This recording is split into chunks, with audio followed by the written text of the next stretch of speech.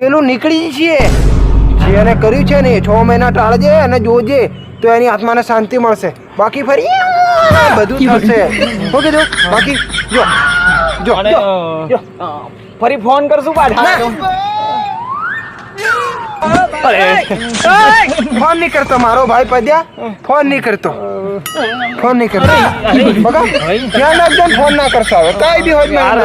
ના બસ ના ખમા મને માફ કરો હાલો મળે હા